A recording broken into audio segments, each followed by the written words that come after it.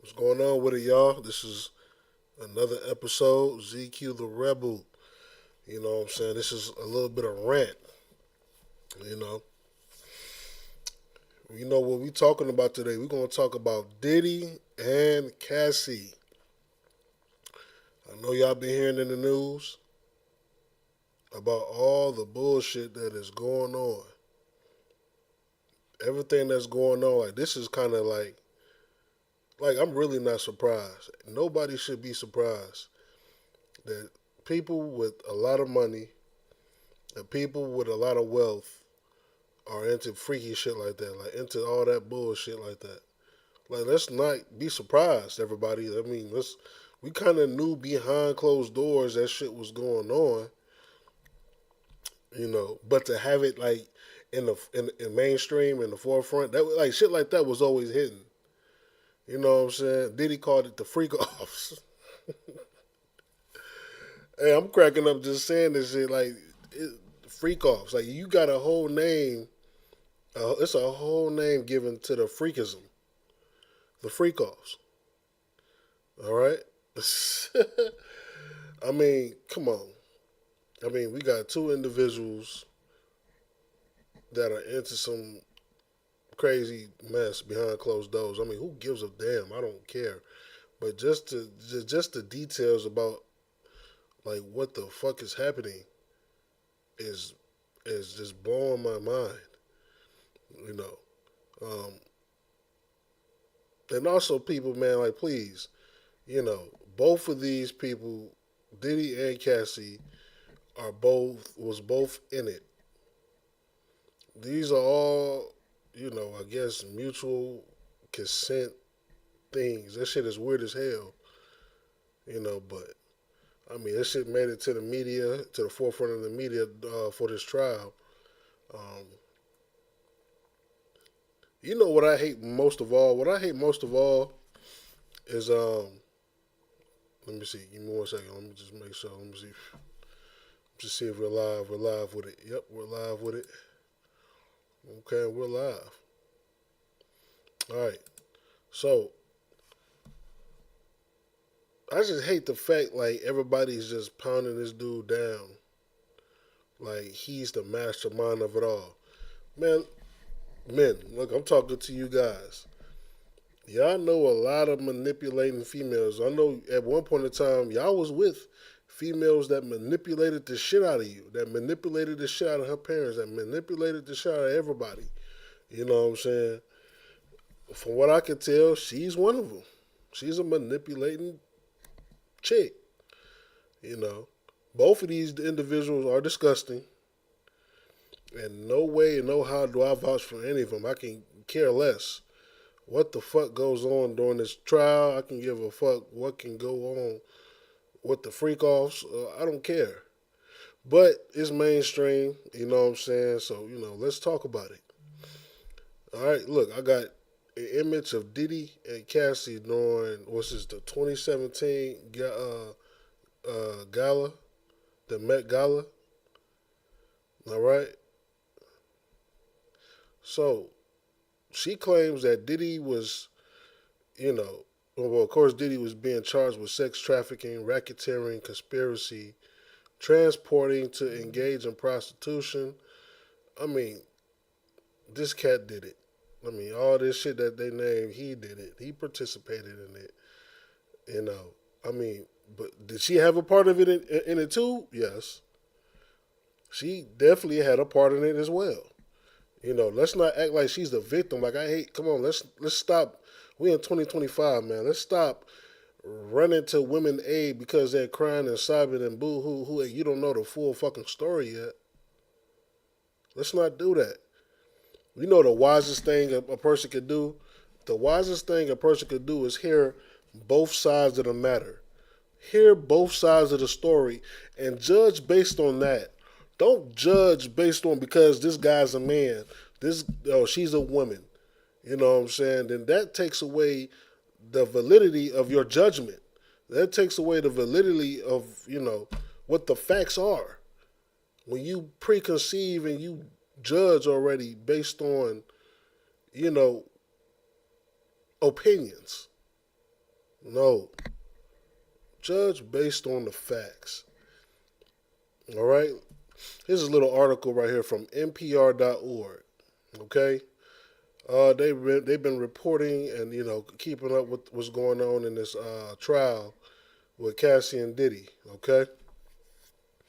After spending four, no, after spending most of 4 days on the witness stand, Cassie Ventura concluded her testimony in the criminal trial of Sean Combs on Friday afternoon. Ventura, who dated Combs on and off for over a decade, now come on, they got long-standing history. Long-standing history. Was one of several witnesses to take the stand during the trial's first week. But the extent and detail of her testimony show how central she is to the government's case against Combs. It's crazy. Ventura filed the first prominent civil lawsuit against Combs in 2023, alleging the rapper and record executive had physically assaulted, trafficked, and assaulted her, sexually assaulted her. Now, come on. Did this happen? Maybe. Probably. But again, like I said before, I'm not judging the book by its cover, just on one side of the track. Like, come on, you got to hear both sides of the matter. I got to hear what Diddy's side. I'm pretty sure now that the cards are all on the table, he probably looking at real time, like serious time. Like he thought it for a minute he was going to get off. It might not be looking like he's getting off. So guess what? He's going to probably spill the tea. He's probably going to spill his version of the side. And then once we hear his version of the side, then we could come to a conclusive a thought about everything. But just to be hearing one side of the story, let's not do that. Okay? The suit was settled quickly, but Combs was indicted in September 2024 on charges of sex trafficking, transporting to engage in prostitution, and racketeering conspiracy. Now it said he paid the settlement quickly. The suit was settled quickly. What that goes to tell you? Yeah, he did it. Maybe he did it, trying to keep her quiet. You gotta understand, she been dealing with this cat for over a decade. Um, yeah, she knows a lot of shit. She knows a lot of shit. So yeah, it'd be best in the matter to just to keep her, just to have her to shut up, you know. But Combs was indicted in September 2024 on charges of sex trafficking, transporting to engage in prostitution, and racketeering conspiracy, which he pleaded not guilty to all charges. Okay.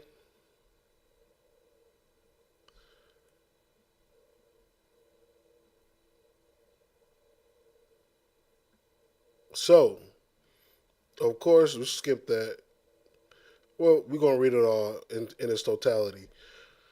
Starting on Tuesday afternoon, a visibly pregnant Ventura testified that her relationship with Combs was marked with violence, drug use, and power imbalances. The singer was 19 years old when she signed a 10-album deal with Combs' label, Bad Boy Records, in 2006.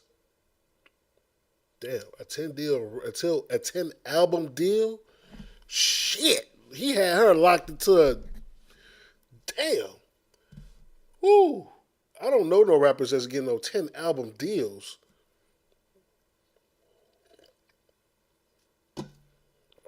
Let's keep reading. And like he got her when she's young too.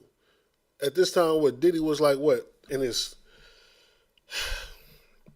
30s, mid 30s, late 30s, early 40s, or something like that. I don't know. But she was 19 when she signed to him. Combs, who is 17 years older than Ventura, pursued her romantically.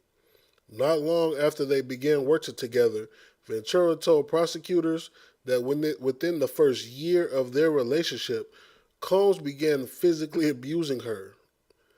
Let me tell you this: abuse, physically abuse, mentally abuse, emotionally abuse, all of that, financially abuse. Let's add that too.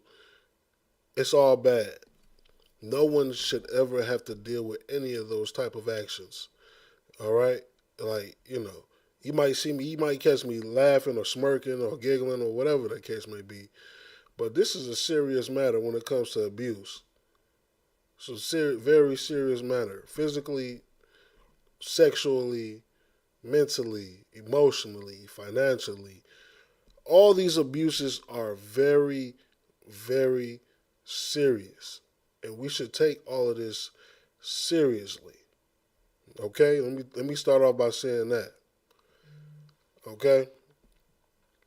Combs, who was 17 years older than Ventura, pursued her romantically not long after they began working together. Ventura told prosecutors that within the first year of their relationship, Combs began physically abusing her. She testified that he coerced her into drug fueled, highly orchestrated sexual performances. God damn, what is this? The Academy Awards or something? Like, what is this? Like, damn, like they make it seem like this is like a performance on what is that, like a big stage? What is that stage called? People come and perform like it's like a big stage act.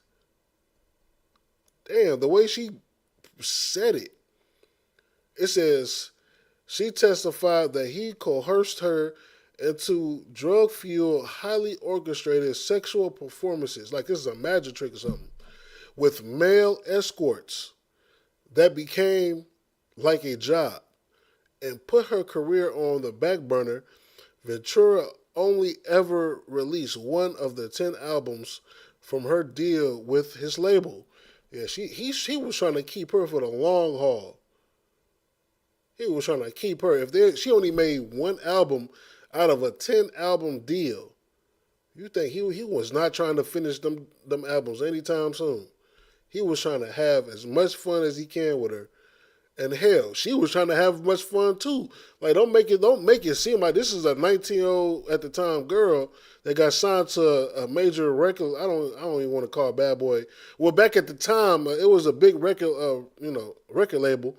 So she's excited. So she want to be involved with all the afterlife, the not afterlife, but the nightlife and what goes on behind the scenes and get and bump elbows with very high name people in Hollywood and stuff like that and all over the world. So let's not act like she ain't get a piece and deal out of it too. You know what I'm saying? Like I said before, let's not get it twisted. It's a side to both of these stories. Like I said, I don't care about none of these people, man. Like they don't do shit for the black community or the Hispanic community or the Native community. They don't contribute to anything. They living up with these riches and having the time of their life.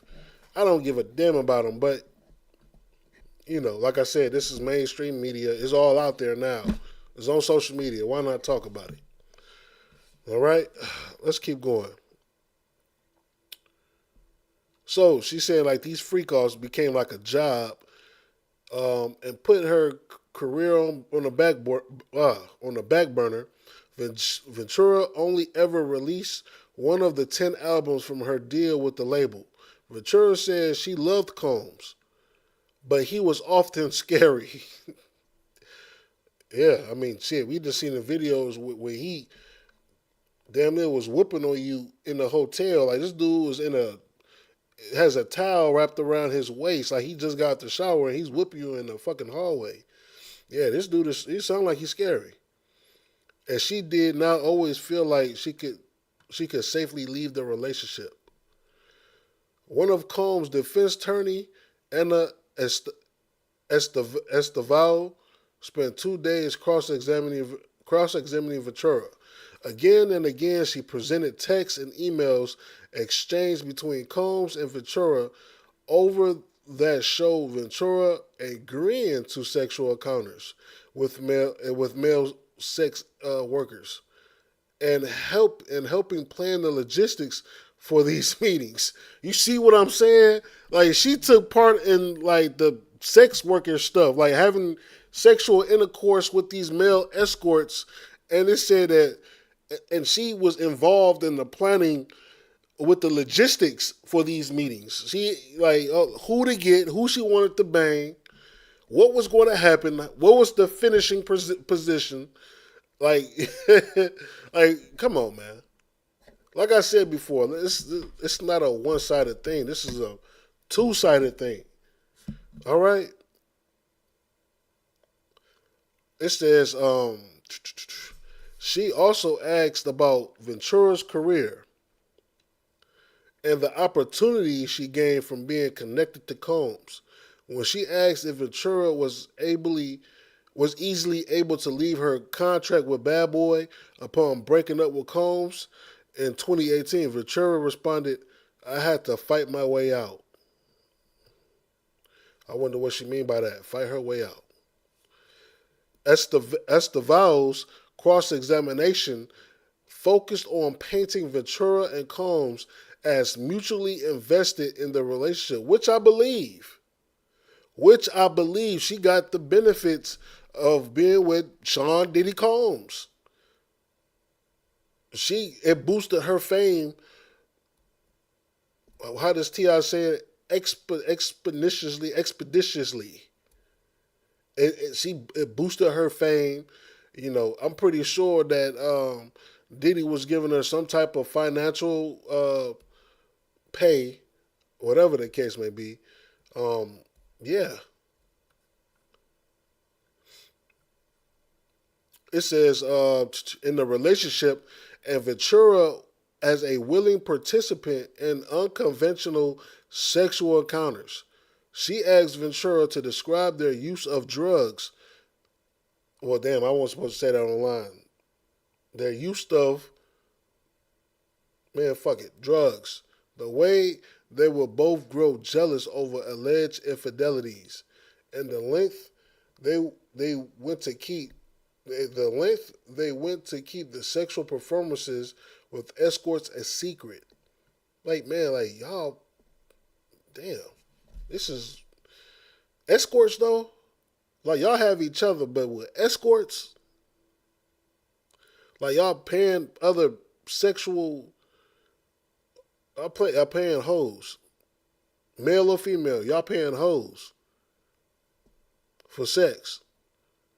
Like this is crazy. Like don't think that shit like this don't go on in Hollywood, but because it does. During their direct questioning from prosecutors, Ventura testified that Combs filmed these encounters. I'm pretty sure he did, and blackmailed Ventura with them when she tried to move on from their relationship. I'm pretty sure he did that, which probably means that's why she said she had to fight her way out of her contract.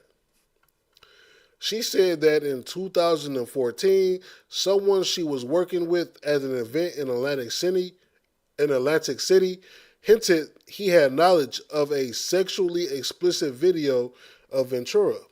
She testified that she assumed it was a video of the Freakoffs, a term she and Combs used to describe their encounters with escorts. And she anxiously texted Combs, who responded, "This is crazy. Do not let him out of your sight." Ventura said she ended up taking Combs' security with her to intimidate the man. Dang. So I see why, that's another charge, intimidation. Probably coincides with racketeering. Who knows? But so she's involved too. That should be a charge on her as well. It says this is crazy. Do not let him out of your sight. Ventura says she ended up taking Combs' security with her to intimidate the man. So she took the security to intimidate this man that I guess was about to blackmail her. or whatever the case may be. Oh, that's extra charges. In cross examination on Friday, Esteval referenced that testimony and played an audio recording of Ventura at that meeting, in which she can be heard repeatedly threatening to kill the man if he doesn't cooperate. And I quote, and she quote, and it's quoted, "I've never killed anybody in my life, but I'll kill you," she says in the recording. "It's not going to be blood on my hands. Someone else is going to do it." Man, you tell me this is like a damn hood movie fucking video. Like some hood shit. Some gangster stuff. You don't think these people that makes all this money, you think they ain't like that? They learned it from the mob. What they call it? I'm gonna give you a decision that you can't refuse or something like that. I'm gonna give you something that you can't refuse. It's on the tip of my tongue, man. If y'all could type it in the comments. Um, yeah, I forgot. Ah, man, what the hell is that saying? It'll come back to me. Um, Esther Savo questioned Ventura on whether Combs also worried the videos would be leaked and whether they would hurt his reputation as well. Not just hers, Ventura agreed. When the prosecution resumed questioning her, Ventura said she was acting under Combs' instructions at the time of that audio recording. Oh, now you acting under the instructions. No, you wanted to keep it under hush as well. She also testified that after they had an argument in Keynes and Ventura was trying to create distance between herself and Combs, he insisted on sitting next to her on the flight from France to New York. She said he spent the entirety of the trip showing Ventura explicit videos of her with an escort, and then pressured her to participate in a performance hours after landing. Man, he had you in the. Whew, good night. This is a lot. Towards the end of the defense's cross examination, Esteval asked Ventura about the settlement she received from her civil lawsuit against Combs. Ventura confirmed that the amount of the settlement was $20 million. Damn. When asked whether the settlement came at a time of financial hardship for her family, Ventura denied this was the case. Later, prosecutors also asked Ventura about the settlement. "I give that money back if I never had to have Freakoffs." Ventura said through tears, "If I had never had to have Freakoffs, I would have agency and autonomy. I wouldn't have to work so hard to gain it back." I mean, come on, y'all.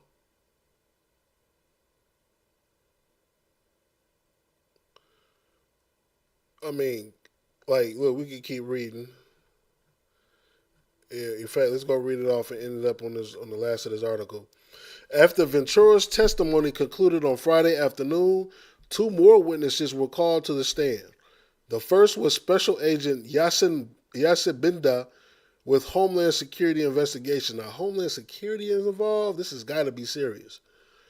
Binda, who says she works with the human trafficking group at Homeland Security Investigations, testified that she helped plan the logistics for Combs' arrest in September 2024. That means she was working for the government and carried out the search warrant on his room at the Park Hyatt Hotel in New York City. Binda testified that her role was to take photographs of the items found during the search. Those items included multiple bottles of baby oil and lubricants.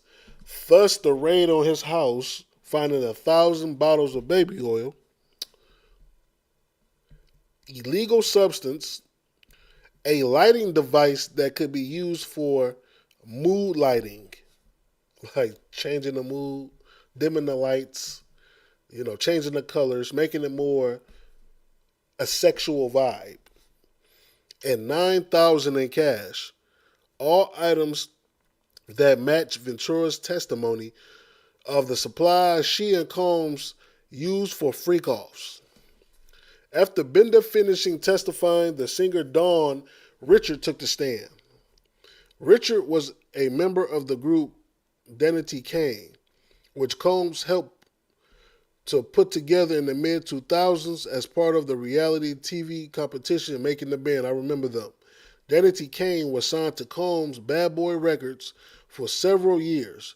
Richard was the was wow. Richard was also a member of the electro soul trio Diddy Dirty Money, alongside Combs and vocalist Kalena Harper. Last year, Richard filed a civil lawsuit against Combs, alleging a toxic and abusive working environment throughout her professional relationship with him. The lawsuit also stated that she witnessed Combs violently assaulting Ventura on more than one occasion. Like, come on, like, we all know that he did it. We all know that she was involved, really, uh, in the logistics of the planning of the freak-offs. Like, none of these people are innocent. None of these people are innocent at all. Richard testified briefly. She will remain on the stand next week. She said began her testimony on Friday. Richard described being present at an altercation in Combs' home, in which he became belligerent as Ventura attempted to make him eggs. Richard tests like, like, bitch, you burning my eggs. Like, come on, like, he became belligerent over her making eggs. Richard testified that Combs grabbed the skillet Ventura was using and attempted to hit her over the head with it. Like, this is not funny. This is abuse all the way, but this is crazy. This is crazy. She alleged Ventura dropped to the ground in a fetal position while Combs punched and kicked her, eventually putting his arm around her neck and dragging her upstairs by her hair. I was scared for her, Richard told the court. Damn, but she didn't do nothing. I had never seen anything like that before. I mean, come on, man. This is exactly why I don't look at famous people as idols. I don't look at famous people as role models, because you got to understand, like, for the love of money is the root of all evil. Let's get that, man, real fast. Let's get that.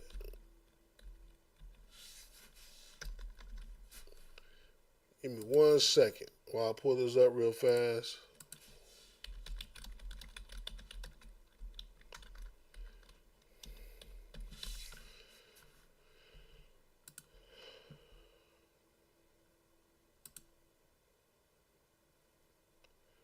I like the King James, not Bible Gateway. Come on, there you go. All right, this is 1 Timothy chapter 6, verse 10.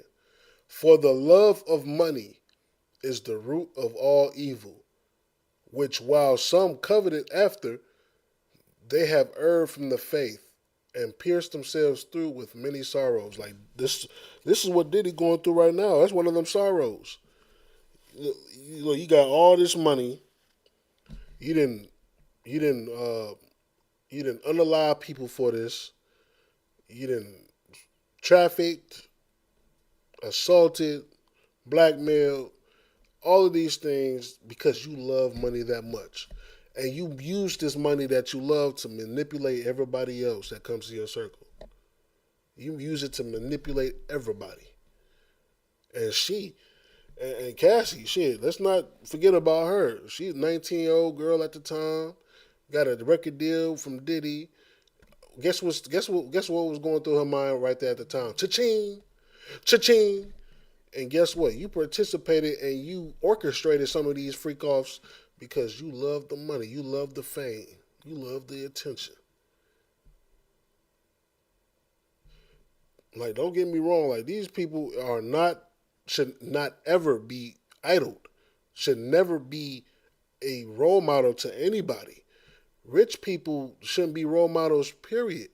Like, I'm not going to say all rich people, but the majority of rich people, most rich people are just disgusting individuals. For example, doctors.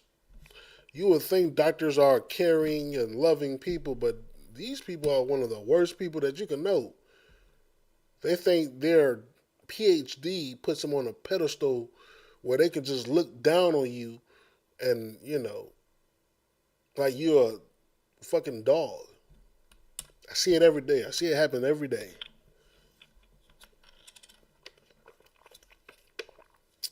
But yeah, you know what I'm saying? I just wanted to pull that scripture out. You know, look up positive role models, man. Find some role models around your community. You understand? Role models, I mean, that don't care about money. You understand? That don't take a bribe or take a check to manipulate you or to cause you harm. I mean, you know what I'm saying? Like, if you're black, Hispanic, or Native, you better check out the ISUPK under Commander Jerry Hunter, man. You understand? Where we go into our communities and we help the plight of our people. You understand? We got food programs, clothes programs, prison programs, GED programs, free counseling. Everything I just said above is for free. We pay it out of our own pocket. You understand? Just for you. We go to our communities and we help our own people. You know what I'm saying? Because we love them. If you want to find role models, look up an ISUPK school near you in whatever city that you're in. All right? But yeah, with that being said, that's it, man. You know what I'm saying? Take it easy, y'all. We'll